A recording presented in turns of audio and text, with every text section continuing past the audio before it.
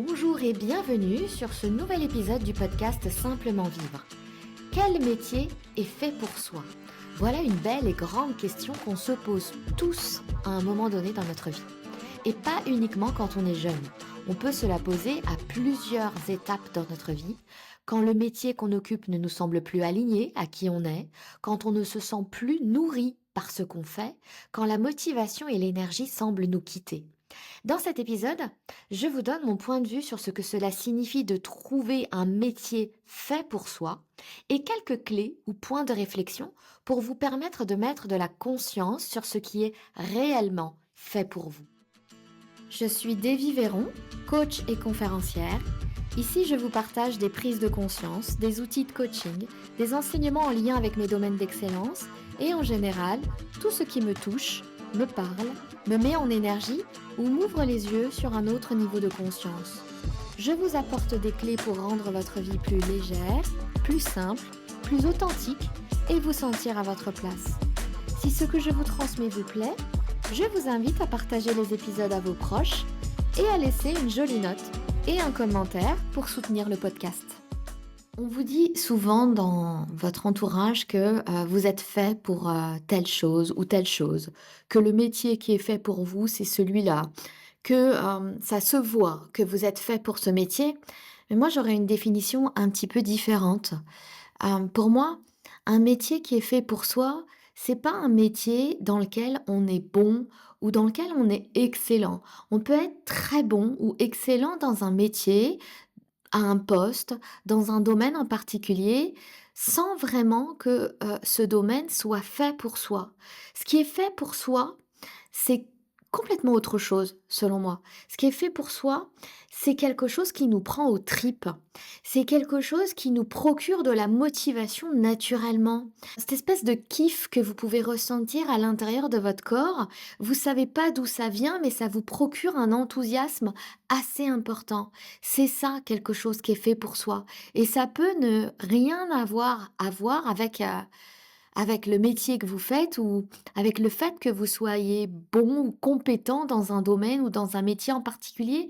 Moi, je suis vraiment persuadée qu'on peut être excellent, qu'on peut être très, très bon, dans un domaine d'activité, qu'on peut être très bon dans un métier, à un poste en particulier, sans que ce soit fait pour nous, en fait. Dans ma propre expérience, moi, je considère avoir été excellente dans plein de domaines. Alors c'est pas du narcissisme, je suis juste en train de dire la vérité. Je j'ai aucun employeur, qui m'a dit que mon travail était mauvais et je sais que j'étais bonne dans mon travail. Je sais que j'étais excellente, que ce soit dans le notariat ou, dans l'immobilier, dans tous les domaines ou dans tous les postes que j'ai occupés. J'étais bonne, voire très bonne, voire même excellente, mais ça veut pas dire que c'était fait pour moi. Je considère que ce qui est fait pour moi, c'est vraiment, ce que je fais et qui me procure à l'intérieur de mon corps un enthousiasme énorme, un kiff énorme et quand je parle de kiff énorme, c'est pas non plus le kiff qu'on peut ressentir face à la satisfaction de nos clients. Alors ça, on le ressent, hein, très souvent et oui, ça nous procure du kiff parce que, c'est notre désir de contribuer. Le désir de contribution, c'est un désir inhérent à tout être humain. Donc, on va le ressentir tous ça, ce désir de contribution et cette satisfaction intérieure quand on voit que nos clients sont heureux, quand on voit qu'on les a aidés, quand on voit que, on a contribué à quelque chose, mais ça a rien à voir avec ce qui est fait pour soi. Voyez, moi, hem, cet état de flow, parce que quelque part c'est ça, c'est quand on est dans un état de flow.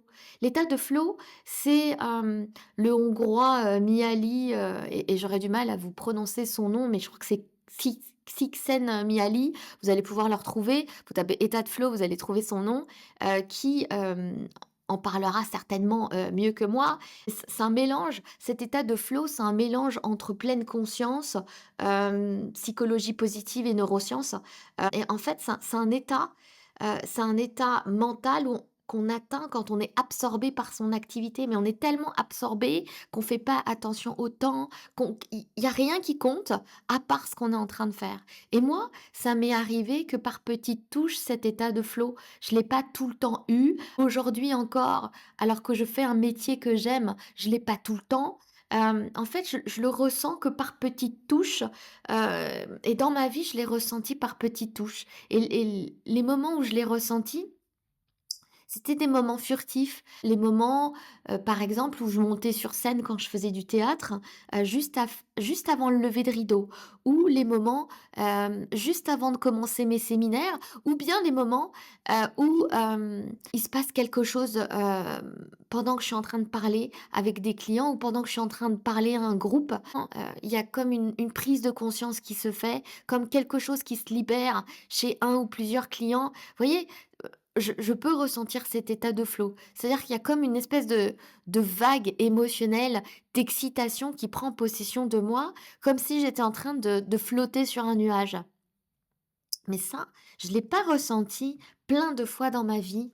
Donc, c'était que par petites touches, mais à chaque fois que j'ai essayé de mettre de la conscience dessus, c'était effectivement, quand je faisais des conférences ou bien quand je montais sur scène pour faire du théâtre, quand je faisais partie de ma troupe de théâtre amateur, c'est là où j'ai ressenti cet état de flow.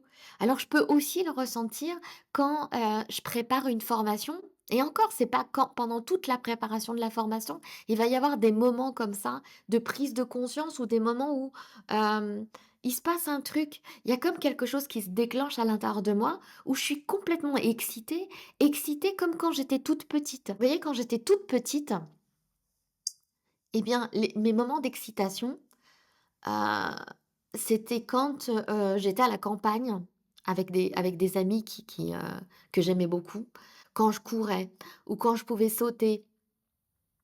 Ces amis, vous voyez, rien qu'en vous parlant, j'ai les émotions qui me montent parce que quand j'y pense, ça élève l'énergie à l'intérieur de moi, rien que d'y penser.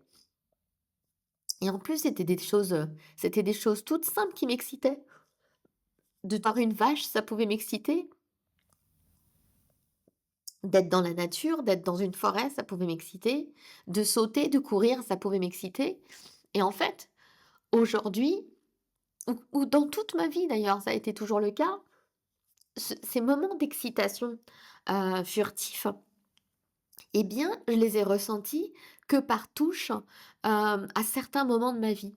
Et je suis convaincue aujourd'hui que le métier qui est fait pour moi, c'est celui où je vais pouvoir ressentir cet état de flow le plus souvent possible dans ma vie, dans ma semaine, dans mon mois.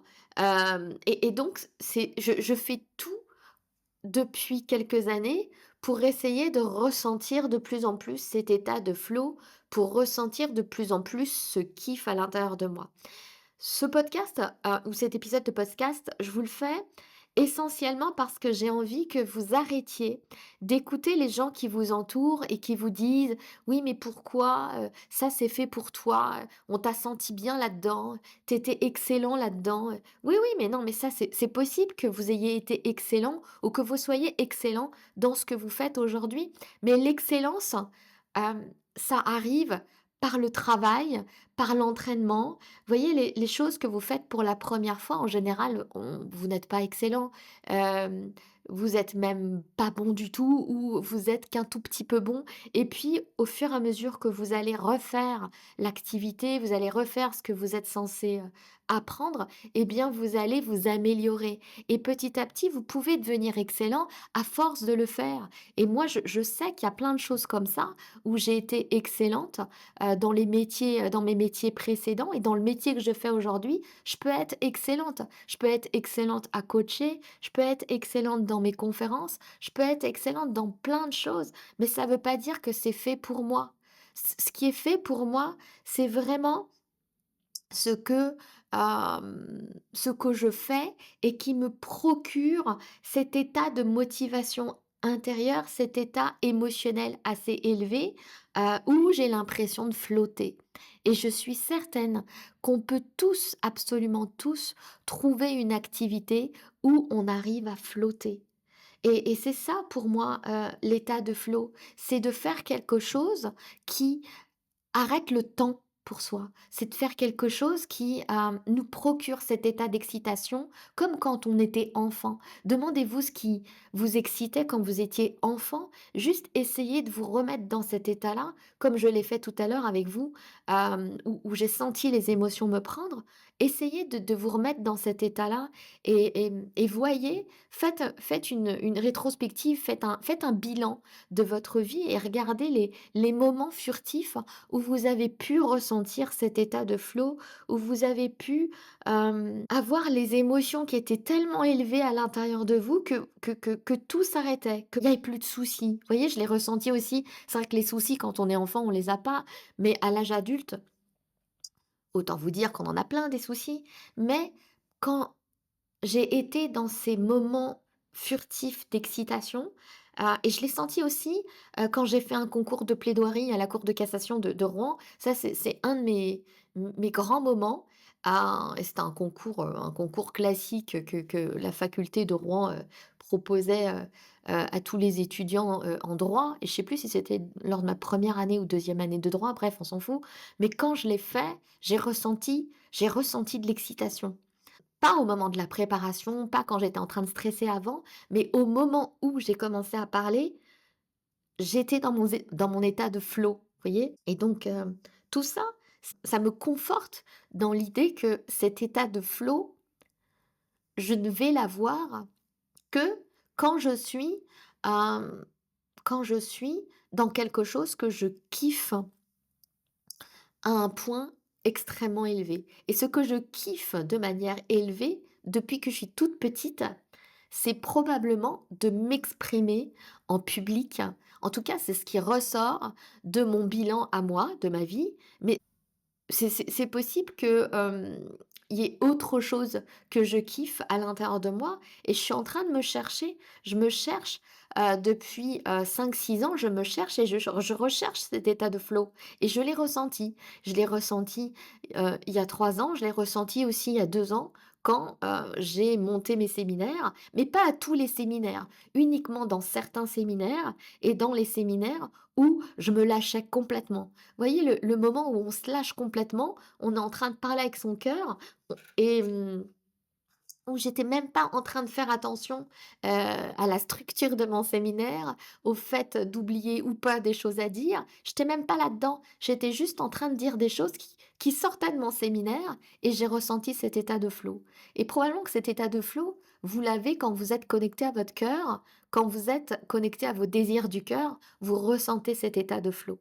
Donc cet épisode, c'est simplement pour que vous cessiez de vous dire que, un métier qui est fait pour vous, c'est forcément un métier où c'est léger pour vous. C'est vrai que c'est quelque chose que je transmettais, il y a 1 an et demi. Je disais que ce qui était léger pour soi, c'était forcément, hem l'activité pour laquelle on était faite. Mais en fait, pas du tout. Ça peut être léger, simplement parce que vous avez bossé cette activité, simplement parce que vous avez appris. Mais, par légèreté, quand je vous disais quelque chose de léger, c'est quelque chose que vous aimez faire. Ça ne veut pas dire que vous êtes bon ou excellent dans cette activité. D'ailleurs, moi, je communique pas encore comme j'aimerais communiquer.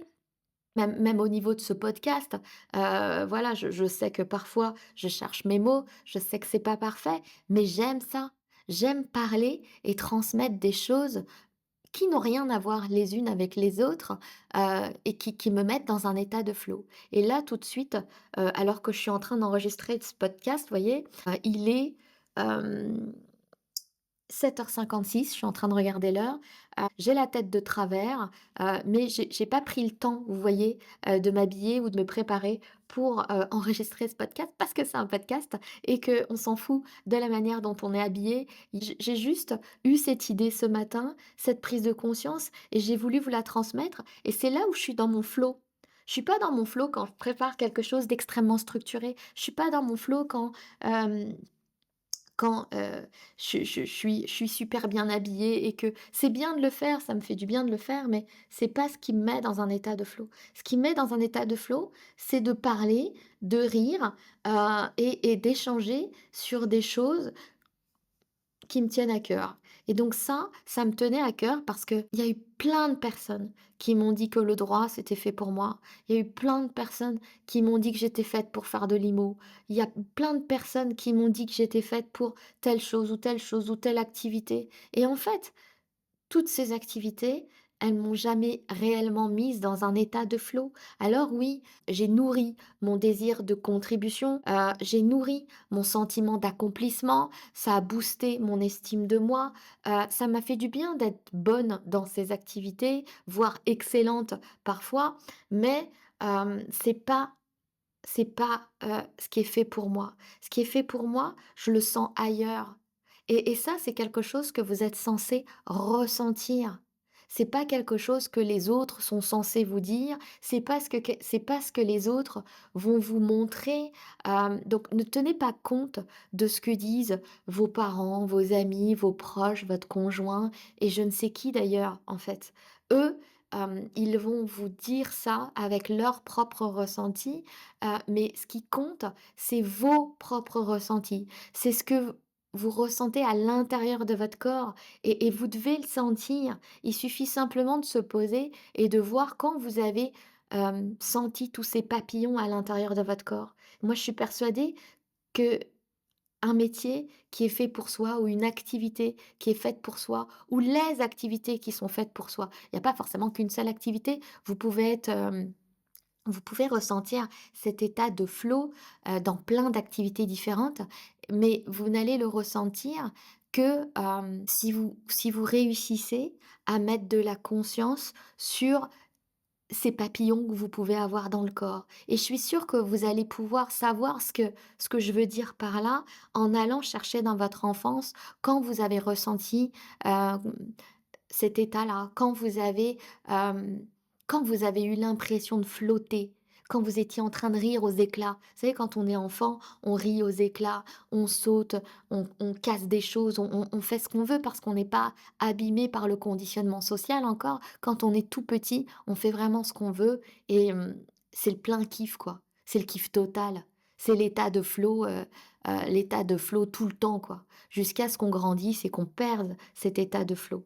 Mais même si on perd l'état de flow qu'on avait enfant, on le récupère par touche, hem, par petites touches au cours de notre vie. Et je vous demande juste de mettre de la conscience sur ces petites touches de kiff que vous avez pu ressentir au cours de votre vie. Demandez-vous ce que vous étiez en train de faire à cet instant-là. Qu'est-ce que vous étiez en train de faire? Qu'est-ce que vous étiez en train de dire? Comment vous étiez en train de vous comporter? Quelle était l'activité ou quelles étaient les activités? Et ça va vous permettre d'ouvrir les yeux sur ce qui est réellement fait pour vous. Et une fois que vous avez mis de la conscience sur les moments furtifs dans votre vie où vous avez ressenti ces papillons dans votre corps, où vous avez ressenti cet état de flow, à ce moment-là, vous n'avez plus qu'à mettre des petites actions en place pour commencer à mettre un pied vers ce métier qui est fait pour vous. Commencez à mettre un pied. Ça ne veut pas dire que vous devez changer de métier là tout de suite maintenant. Ça ne veut pas dire que vous devez tout quitter, quitter votre métier d'aujourd'hui, quitter votre emploi d'aujourd'hui ou votre business d'aujourd'hui pour tout de suite sauter le pas dans ce qui est fait pour vous. Il suffit simplement de mettre des petites actions et d'essayer de voir si véritablement c'est ça. Cherchez-vous, quoi. J'ai envie de vous dire, essayez des choses. Moi, avant de changer de carrière il y a 3 ans, j'ai tenté des choses dans le métier que je faisais avant. J'ai, pris des gens pour cobayes, j'ai, essayé de parler devant plusieurs personnes, j'ai tenté des choses et puis je me suis aperçue qu'effectivement, c'était ça que je voulais faire et petit à petit, j'ai sauté le pas et j'ai changé de carrière. C'est pas arrivé tout de suite. Il a fallu que je me demande si véritablement c'était fait pour moi et puis à un moment donné, eh ben, vous êtes sûr de vous. Je dirais pas que j'ai été sûre à 100 parce qu'on n'est jamais sûr à 100 mais au moins j'ai suivi mon cœur et c'est ce que votre corps vous demande. Votre corps, il vous demande simplement de suivre votre cœur et je suis vraiment convaincue que quand on suit son cœur, on s'approche de plus en plus de cet état de flow permanent. On s'approche de plus en plus, de cet état de flottement qu'on peut ressentir Et ensuite, eh bien, ne vous arrêtez pas aux premières choses que vous allez mettre en place parce que vous n'allez pas être bon ou bonne tout de suite. C'est normal, c'est quelque chose que vous faites pour la première fois. Derrière, vous avez juste besoin de vous entraîner encore et de tenir plusieurs mois, voire même plusieurs années, pour savoir si véritablement c'est fait pour vous ou pas. Mais entraînez-vous quand on aboutit à l'excellence à un moment donné, que ce soit fait pour soi ou pas, c'est juste l'entraînement qui le permet. S'entraîner à faire encore et encore et encore la même activité. Et ensuite, eh bien, vous deviendrez excellent ou excellente dans une activité qui vous procure du flow. Et pour moi, ça, c'est le Saint Graal. Je sais que moi, je suis en chemin et je vous fais ce podcast simplement pour que vous aussi, vous vous mettiez en chemin vers cet état de flow permanent. Voilà ce que je voulais vous dire, non sans quelques émotions, sur ce que voulait dire pour moi trouver un métier fait pour soi. J'espère que ça vous a plu. Si c'est le cas, je vous invite à partager cet épisode à ceux qui en auraient besoin, à laisser un commentaire et à mettre une jolie note pour soutenir le podcast. À très vite!